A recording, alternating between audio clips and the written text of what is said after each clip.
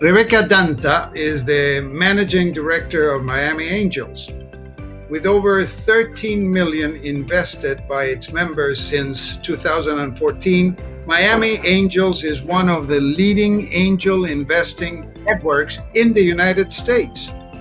The group is comprised of over 100 angel investors who are passionate about early stage ventures, and Rebecca and her team at Miami Angels collaborate with founders to ensure they have access to best-in-class resources and a path to future funding. Most Latin entrepreneurs do not realize that South Florida had 2.39 billion of venture capital activity in 2019. And that figure compares very favorably with the only 1.98 billion of venture capital activity in all of Latin America during 2018. Having worked at General Assembly, the tech company in New York, Rebecca is a champion of the Miami tech ecosystem.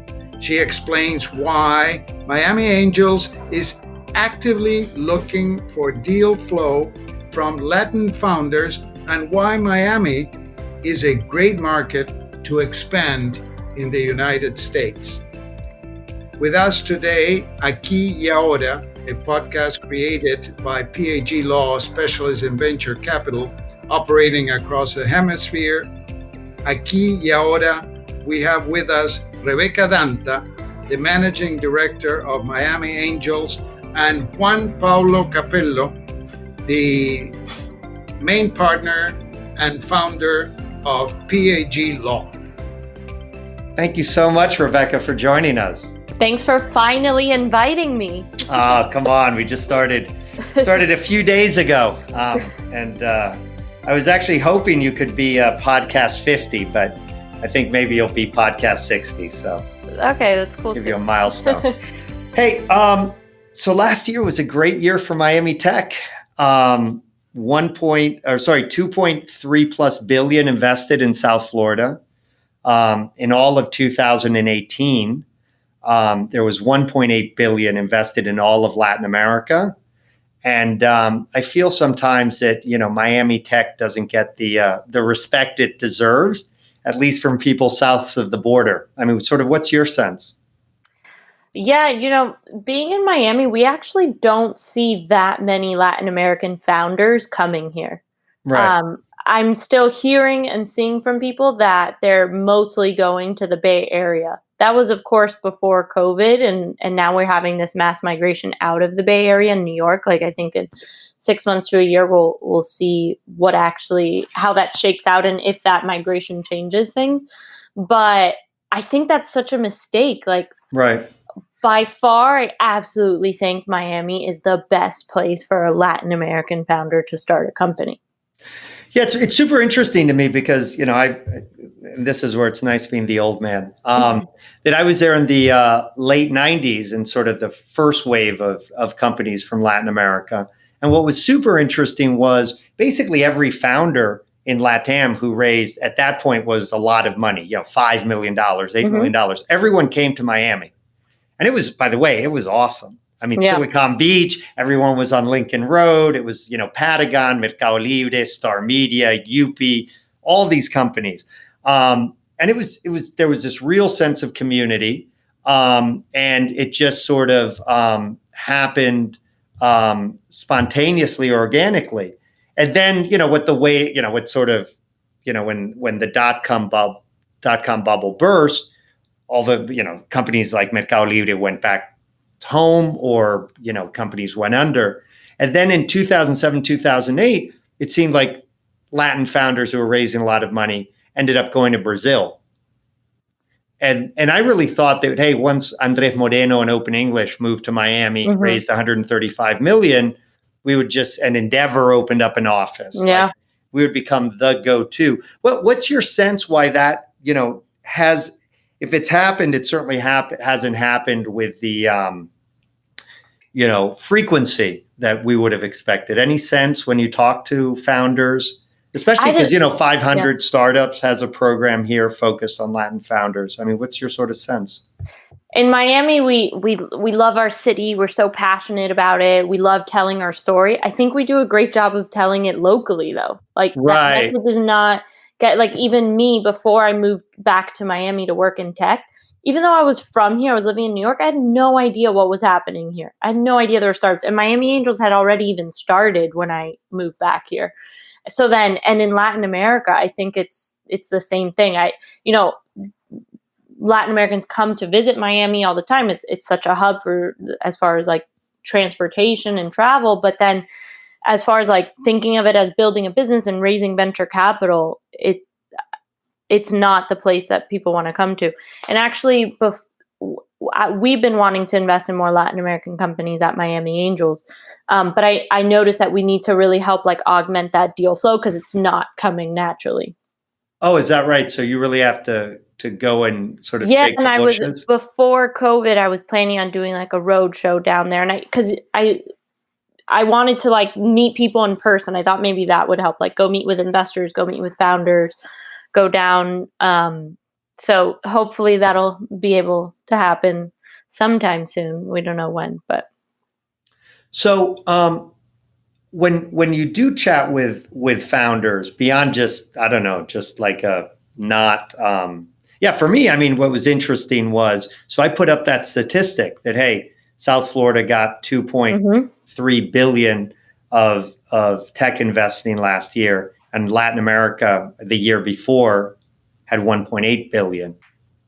I got hundreds and hundreds of likes. And I mean, I was sort of surprised that, going to what you're saying, it's almost like we have a PR problem. yeah. Or just getting out the word problem, because it's almost like even Nancy Dahlberg, who wrote for Refresh Miami, the article that sort of, she didn't compare it to Latin America. And so people just didn't have an idea of sort of, the scale. I mean, to think that we had more investing than happened in Brazil and Mexico combined, along with every other, including Argentina, including all these other tech hubs, is pretty remarkable. Do you see a trend where the founders who are interested in Miami from Latin America, that they're looking at Miami as a way into the U.S. Hispanic market? Or I definitely see that. Yeah. And the other thing, you have a lot of Latin American founders who listen to this podcast, right? So like Yeah. a message that I want to say to them is like, in the Miami Angels group, we have 100 investors, members in our group. More than half of them are of Latin American descent, Right. know the market, which is super important for investing in a Latin American startup because the market is so different than the US. Speak your language, like culturally, there's just so much more synergy. And then like being a Latin founder also in Miami is like, you're not going to face the prejudice that you're going to face in other places. Yeah, no, and for me, I mean, I mean, the trend has been, in terms of total dollars invested. I got very active trying to support initiatives here in Miami in like 2009, 10, and then really got going in 2011. And the trend's been good, but I agree. I mean, from Latin America, we're not seeing. And it's interesting. Another statistic I put out there, which I'll share, is that the total buying power of the U.S. Hispanic market is $1.5 trillion in 2018. Brazil is 2.1 trillion, and Mexico's 1.2 trillion. And then Argentina is 450 billion. So it is incredible that if you look at the U.S. Hispanic market, which is about 60 million consumers, that is a buying power larger than all of Mexico's 130 million consumers. And it's, 3/4 of Brazil, which is 200 million consumers. So the 60 million US Hispanics have a purchasing power, bigger than Mexico and Argentina. I mean, 3 times as big as Argentina, and 75% as big as Brazil. The reason I mentioned that is, for a lot of Latin founders who aren't in Mexico and Brazil, the issue is, if you're in Chile, Peru, Colombia, Argentina, once you're sort of a local star, you have to leave. you can't stay and think you're going to build a significant, not in every industry, but in general, you can't think you're going to build a really relevant company if you just stay in Chile or if you just stay in Peru. And so the question is, where do you go? And yeah, I mean, when you see that the Mexico prize is actually smaller than the US Hispanic prize, I mean, it seems to me there should definitely be more Latin founders who are thinking about the U.S. Hispanic, and especially now that SoftBank put its $5 to $10 billion vision fund for LatAm here in South Florida. Have you seen since the Vision Fund got set up a year and a half ago in South Florida a bit more interest, or not really? I wouldn't say so. No. No, I haven't seen a change. Yeah. And Have you? I mean, I've seen more consciousness around like VC, that this is an area, there's an opportunity. Yes, I'd agree with that. Yeah, no, absolutely. So, as you look at the lay of the land from the perspective of a Latin founder. The nice thing I think in Miami, as opposed to certainly 10 years ago and even 5 years ago, is that there's more sort of infrastructure, more resources that entrepreneurs can tap into. Obviously, there's Miami Angels, 100 plus accredited investors who invest actively in earlier stage companies. But we also have some funds. Do you want to talk about them, as well as, and let's talk a little bit about sort of the resources that you think founders who are thinking about moving to South Florida can tap into? Yeah, so there's definitely seed stage capital here, and even Series A.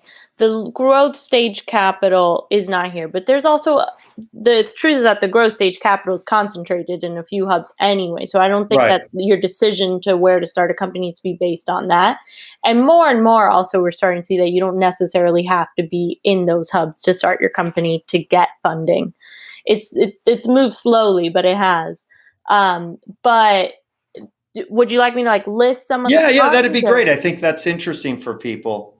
So there's Crillian Ventures, a seed stage fund. There's Animo Ventures, who has been another guest here, early stage fund, and they lead rounds, which is really important because not a lot of early stage VCs will lead rounds. Las Olas Venture Capital, same thing. They're more focused on B2B. There's also Ocean Azul. Definitely forgetting some names. Yeah, I think the Venture City, Rocker. There's the Venture City, Rocker. There's a handful. And then there's Angel Group. There's Black Angels Miami now that is investing specifically in minority founders. There's the Keynes Angel Group. There's the Harvard Angel Group. There's New World Angels. That they've been around the longest. They're a little more around the whole county, but Miami Angels is all Miami-based investors. And in terms of 500 startups and Endeavor, have you seen what's sort of your relationship with them, and do you have a good dialogue with them? Yeah, with both of them and the Venture City, they're all great sources of deal flow for us. And because they have more global-minded view, we've gotten some Latin American deal flow from them specifically. So that's been great. But the cool thing about Miami too, like you talked about infrastructure and resources, is that there's very much a sense of community building here. So we all really work together, like those of us who are infrastructure players. And that's a benefit to the founders. So if you come here, you're going to find that. And so that's great in terms of sort of the overview. So let's shift gears a little bit and talk about what you guys are doing in Miami Angels. That's really, what I'm interested in. So why don't you walk us through, sort of the last 6+ years since Miami Angels has been around, how it's grown, its mission, and then we can dig in a little deeper to sort of your process and what are you looking for? Yeah, so we started back in 2014, officially operations. You can speak to that better than I can. But the mission has always been provide angel investors with quality early stage investment opportunities. We say the larger vision is to build a venture ecosystem. Because as an early player, you do have a bigger impact as well. Like, it's not just you and your organization, it's larger, right?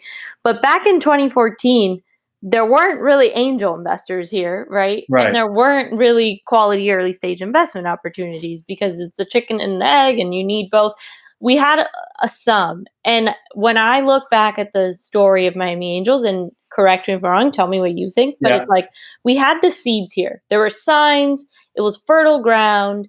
And we said, the founders had this hypothesis and said, we think we can do something here. It has everything it needs to really grow and become a larger tech ecosystem.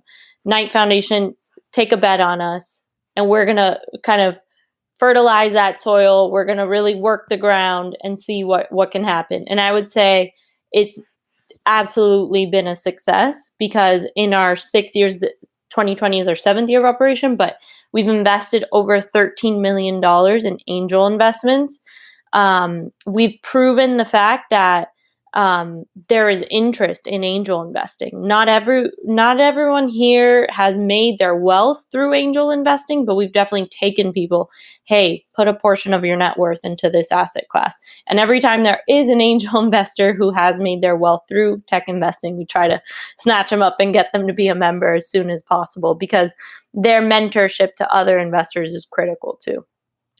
Yeah, no, look, I can tell you, for people who don't know on the podcast, I was one of the co-founders. And there was actually, so 2014, when I think, we got some money from the Knight Foundation and really, launched institutionally. I think it was like 2012, we started meeting, not even that informally. We would meet at conference rooms of more at JP Morgan or Greenberg Traurig or whatever, and what was interesting then was there was a small group of us who were angel investing, and what we realized was we were missing each other's deal flow, but none of us were the kinds of people that were going to start calling around trying to syndicate a deal, trying to get people to join their deal.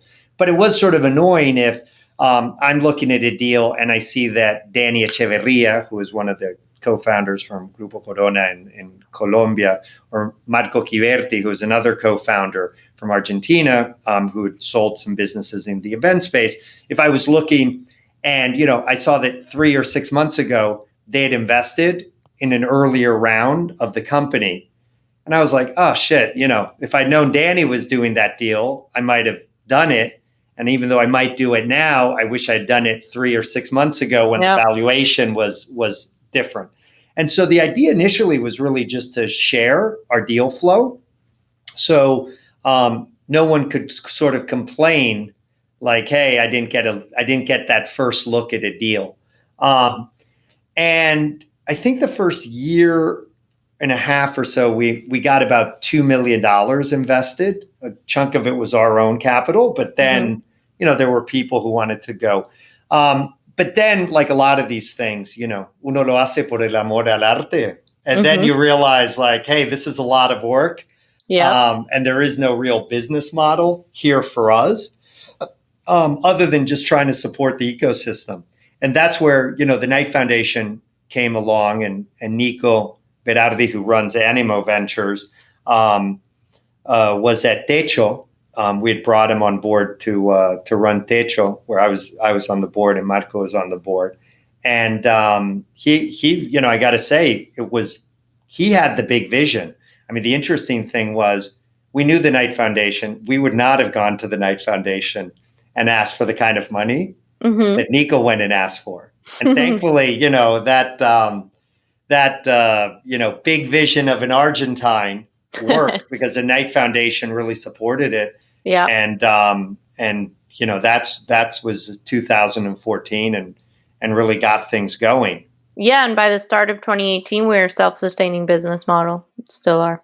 Yeah, no, and that's so unusual. I mean, I think one thing I'd love for you to, when I say brag, chat a little bit about is just how successful Miami Angels has been relative to angel groups. I mean, one of the things that I found out as I got into this was, an angel group that has more than $1 million a year invested puts you in the top, I don't know if it's 10%, 5%, but, in the very sort of top of angel groups in the US. Can you talk a little bit about those metrics? Yeah, so we average more or less 2 million per year. So definitely in the top percentile, but we, like this year alone, actually, which is really interesting among COVID, we are just shy of 1 million, and we're not even through the end of Q2. So that to me shows the importance of quality, and that has rung from our board to the staff to everything we do. It's about quality investments. So part of the reason I think that we've had any success is that focus, and saying, okay, what are the normal pitfalls that angel groups have, and what can we do different? Like, we're hyper aware of that. It's the slowness, it's the not actually investing. So we do things to combat that. So we have investment minimums for our members to make sure that if a founder is coming to us and they're a good deal, they are going to get a sizable investment from us. It's not going to be a waste of time. And the other thing is the slowness. So we pride ourselves on being quick, and we say that we will not miss a deal because of our process. We will never let our process get in the way. So because of the fact that we're not a fund, we don't have committed capital, that's often why angel groups get slow, because they call it herding cats. You're dealing with a lot of people. There's a lot of decision makers. So we do everything to circumvent that while still doing due diligence, because that is important. But normally companies present to us through a pitch night.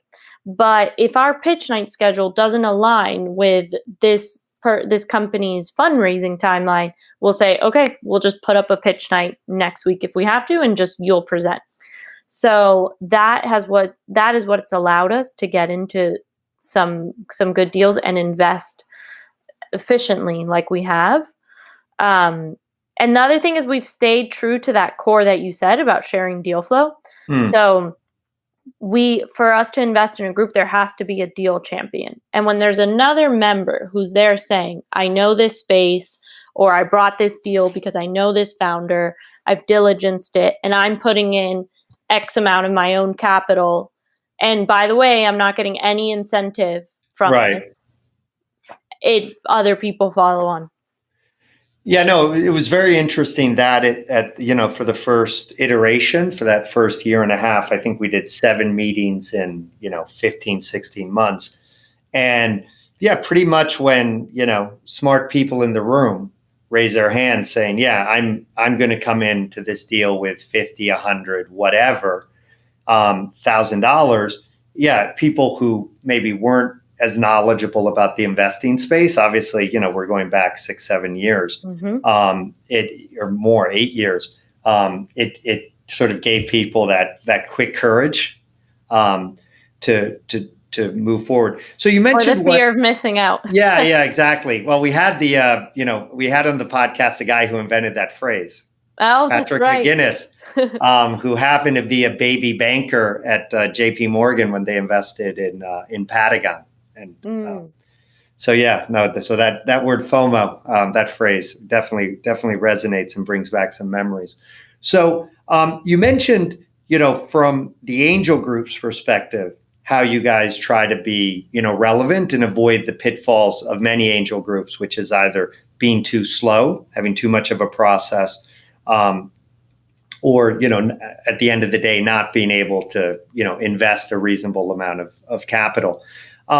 From your perspective, and you guys, obviously have, very steep, like embudo in terms of deals you look at, deals you analyze, and deals that ultimately get invested in.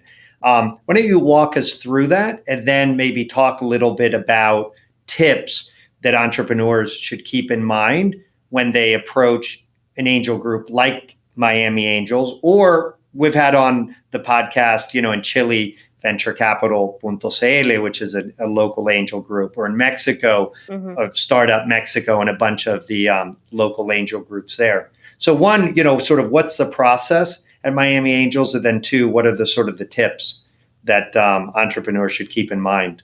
Okay. So we invest in about 1% of what we see. So we are picky. Yeah. Which is really important in the early stage, at any stage, but especially now.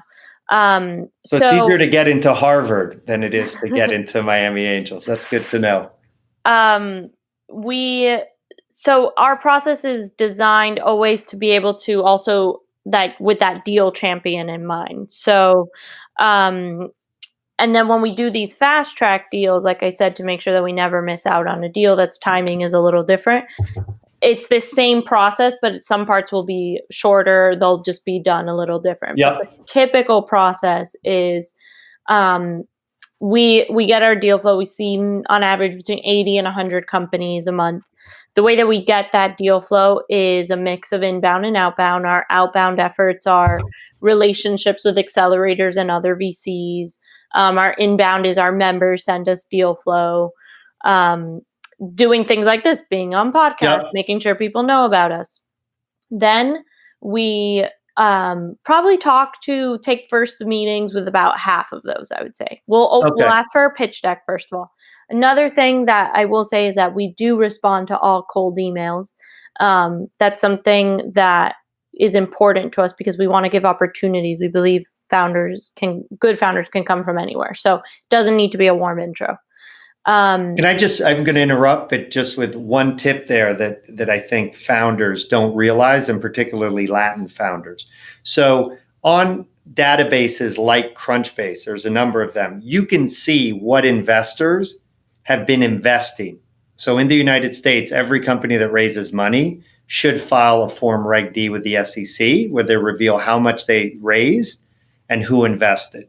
And so you can actually see not just on Miami Angels website, companies that Miami Angels has supported, but you can also, look at databases to see not only what Miami Angels has invested in, but Animo Ventures, Carillion Ventures, the Venture City, Las Olas, and, every other significant investor in the United States. So one thing I always encourage entrepreneurs to do is to take an extra 5 minutes, do that diligence before they send a cold email to somebody like Miami Angels, and really try to make that cold email much more personalized. So I think, and you tell me if I'm wrong, Rebecca, but it's probably different for you if an entrepreneur says, hey, I got the greatest company since sliced bread, as opposed to saying, hey, I see that Miami Angels has invested in these kinds of companies and has written checks of about this size, and we think would be a very good complement to that portfolio. Mm-hmm. Exactly. If someone put no effort in the email, then maybe we don't respond to that one. Right. But something that's well thought out, we will. And we'll ask for a deck is the first thing. The other thing we don't do is these complicated applications. Just send us your deck. That's what we want to see. And what do you want to see in the deck? What sort of a sign of a good deck as opposed to a bad deck? Is there any just sort of really tips there? Clear what the product is. One thing I would say is send your deck to someone who has no idea who your company is and what you're trying to do, and see if they understand what you're trying to get across. It doesn't even need to necessarily be an investor, but someone who will give you feedback, because there's nothing more frustrating than spending time and going back and forth on a deck and being like, but what do they do? Right. As an investor. Then I always want to understand traction. Like, is this product in the market? Hold on. Is it not? 1 second, quick question. So what's your sweet spot in terms of, startup, just a pitch deck, no product, to, sort of gearing up for a Series A? I mean, sort of where's your sort of sweet spot in terms of 90% of the companies that 90% is product is on the market, early revenue traction. Okay, so minimum viable product and some evidence that customers are willing to pay money for this. Okay. We have done pre-revenue before. It's just pretty rare. Yep. Okay. So you guys get the deck and you. Oh yeah. And sort of walk us through that sort of process. The 1 in 100. Yeah. So I'm a big fan. Also a fan of like email decks that have a little more text, because you're not going to be walking me through it, so that I can understand it. pretty short and to the point. What I want to know from that first look, which will help me understand if I'm going to send you some follow-up questions or schedule a meeting with you, is what problem you're solving, what your product does, and where your traction. Because those are the very first things that I just wanted to say. Because at that point, to me, it's just like a thesis check. Does this even match my thesis? Then if I have a meeting with you or something, then we're going to be digging in deeper into all that. We're going to be understanding the market more, who the founding team is, why you guys are the right ones. For this, we're going to figure out competition. Then we'll dig into that stuff. But in the email deck, it's problem, solution, and traction to me. Problem, solution, and traction. And in terms of, often you're taught, at least when you're pitching to a venture capital fund, there's this 10, 20, 30 rule, 10 slides, 20 minutes sort of presentation, and 30 refers to 30 font, just not having a lot of words on the deck. You mentioned something interesting, that decks should be personalized, whether you're going to be presenting the deck to the reader or the reader's just going to read the deck on their own. So I think, a lot of founders learn that 10, 20, 30 rule going through an accelerator, or, with people like David Rose from New York Angels has an amazing presentation on YouTube where he walks through that. How do you think that deck changes? What changes should be made when it's being sent to somebody like you, who isn't going to be, have the entrepreneur walking them through the deck? Yeah, so just to explain things a little more. Yeah. And the reason I say this is because sometimes I'll get these decks that's clearly for a presentation that'll have like one word on it. And I'm like, don't know what's going on here. Yeah. Well, that's the thing. I think a lot of times entrepreneurs, and I get it, they're trying to build the business and build the team and deal with problems. And so, it's hard to dedicate the time to fundraising. And I'm sensitive to that because I don't want to create more unnecessary work for founders. Right.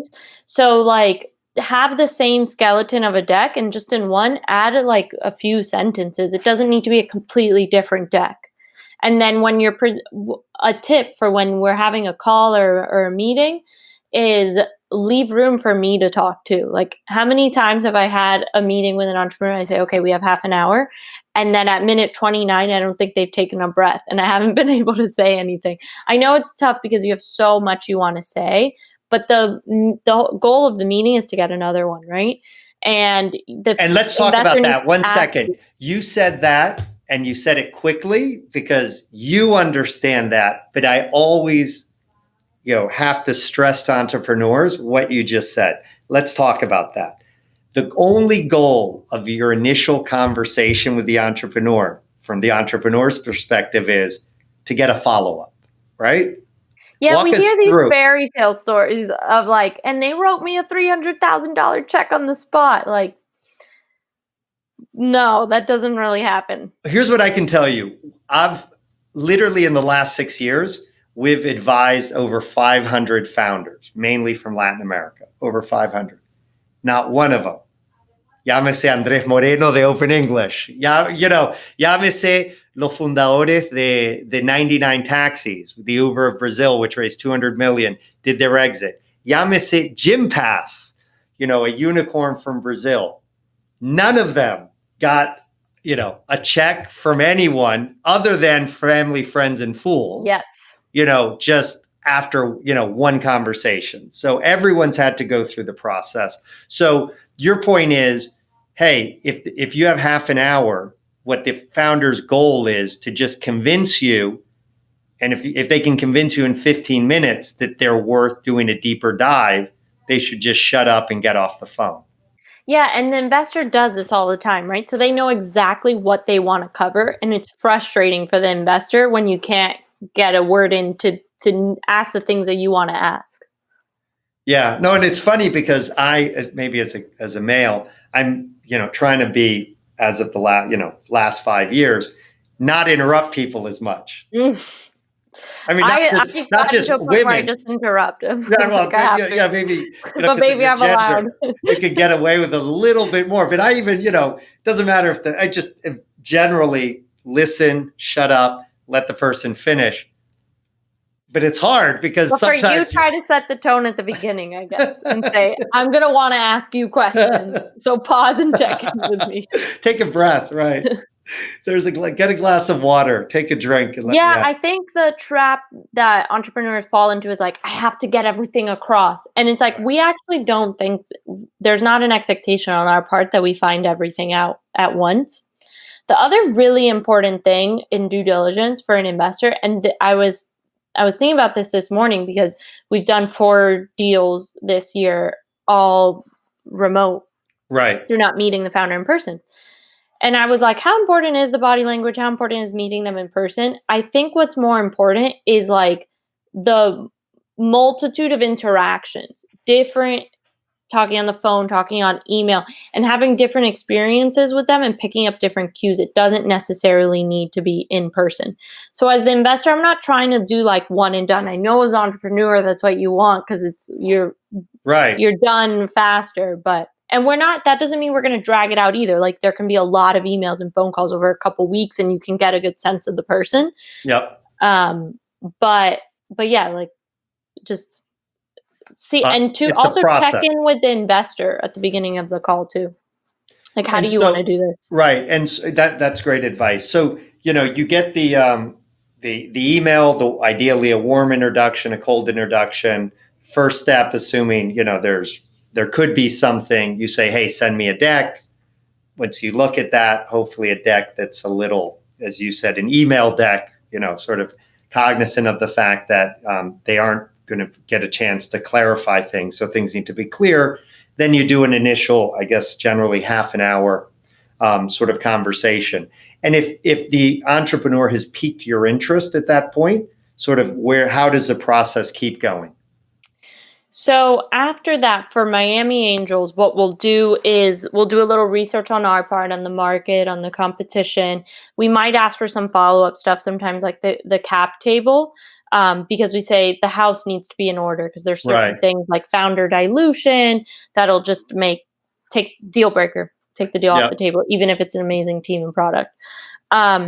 So if we think that there's a viable chance that our members would want to invest, then we'll take it to what we call screening committee. Mm-hmm. So that is made up, by now we've narrowed down this top of the funnel, 100 companies, 30 to 50 meetings. Now there's about 7 companies that present to a small group of our members who have expertise in those deals and who we think could be deal champions. That deal champion is super important for you as the entrepreneur because they often end up becoming advisors for you. Like they add so much value that you're like, you'll ask them, I want this person to work with me. It's happened just naturally. We don't force it. We don't take board seats. Right.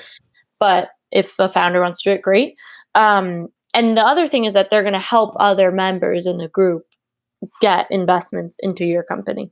So, because one thing I think makes Miami Angels really unique is the quality of that selection committee. I mean, I got to say that nothing made me happier when 4 or 5 years ago, I realized that there were people way better qualified and way more successful at looking at companies and picking companies than I was. And I was, so happy to say, yes, please, give my seat to somebody who's more deserving, who's made a lot more money doing this. So do you want to give a little, without maybe, names, but, the kinds of backgrounds those people have? Because it's really, I think, unique. Yeah, well, there are prominent full-time angel investors in our group who have really great connections. Right. All of our board of directors are full-time invest and have a lot of experience as well. Then, we have CEOs of large companies. It's kind of tough without giving too many. No. I would say the breakdown of the group, though, is professional investors. Right. We have both funds and angel investors and family offices that angel investing is part of their thesis. And then we have entrepreneurs as well, which is huge. Entrepreneurs are really important as part of the angel ecosystem as well. And they've raised from venture capitalists, of course, And then we have professionals in Miami. So that last group is also really important because maybe they don't have the experience in the asset class, but they have deep expertise in a certain industry. Right. And then they have connections at these companies that can help startups. And so the selection committee looks at, let's say, 7 deals in a month or as they meet. And what happens then? I mean, then they say these are the ones that we would want to see more in depth. And that is 2 or 3 companies. And those 2 or 3 then come to a pitch night, which means that they present to the entire membership. And then at that point, they present at the pitch night, members ask questions, and then we have the entrepreneur leaves the room and we have a discussion about the presentation, which our members really like because you learn a ton there. right. And then we determine if we're going to open up deal review. And then the deal review is those deal champions plus 1 or 2 others who we do in-depth meetings, 2 or 3. And then we'll create a deal memo for all the members who weren't part of the deal review. And then we'll share it with them and we'll do a deal call. And now those deal champions will be on the call and say, here's why we're investing. Here's what we found. Members ask questions. And then we say investment commitments are due this day. And then each person says how much they're in for. That's amazing. How we invest. And in that sort of, going from 100 to 1 on average, how important is some sort of South Florida connection? When we first started, that was a must. But as we've gotten bigger, more members, more investment interests, we've evolved a bit. So one thing is that when we first started, we only did medical devices. We only did software. Now we've added on medical devices. If you look at funding in South Florida last year, it was 3 out of every 10 deals, I believe, were healthcare related. Wow. So we're missing out on a big opportunity by saying no to medical devices. So we actually recruited a cohort of healthcare investors that have expertise in that area. It's also so specific. So before, without that expertise, we couldn't invest. And then some of them had access to medical device deal flow, know it, are active in investing in it. So we've done 2 medical device deals now. The other thing is that we found that similar to Florida, there's a lot of cities in the U.S. where that are undercapitalized, that the entrepreneurs don't have access to capital, and where we can play competitively as an angel group in getting access to good deals. What we don't want is trying to play in a city where there's so much capital that it's almost inherently a bad deal if they're coming to us. So we've invested in Texas, in North Carolina, a little bit Southeast focused, but anywhere where we have a good relationship and connection with a VC or an accelerator there, and we start getting deal flow, we'll look now. But most of our deals are Florida because we're here. Well, I'm hoping that you're going to get a lot more deal flow from south of the border. Yes, me too. Thanks to this podcast. It's actually great to hear that you're actively looking for that, and I'm sure that you'll be getting from the hundreds of people who listen to this podcast. Not kidding. Soon to be hundreds of thousands. Hundreds of thousands. I don't have hundreds of thousands of relatives, so I'm going to have to grow slowly. So, hey, one last question. What do you think, and this I always do in Spanish, ¿qué mensaje le quieres pasar a los hinchas del tecno latino aquí ahora para que mantengan el optimismo y la fortaleza en estos momentos difíciles? It's hard to be an entrepreneur at any time, especially right now when the outlook looks bleak. But don't just read the headlines. They're very sensationalized. There are people still investing. Like I said earlier in this podcast, we're on track to invest more this year than we ever have before if we continue like this. So you use Crunchbase, use PitchBook to see who is still investing, and don't give up hope. And just look at the historical global crises that there's been, and that there's companies who come out stronger. Yeah, as we say in Spanish, en río revuelto, ganancia a los pescadores. And I think, that's definitely true. my perspective, Miami's doing incredibly well. Miami Tech, Miami Angels, and your efforts the last few years have really been a big part of that. And I invite everyone who's listening to get in touch with Rebecca.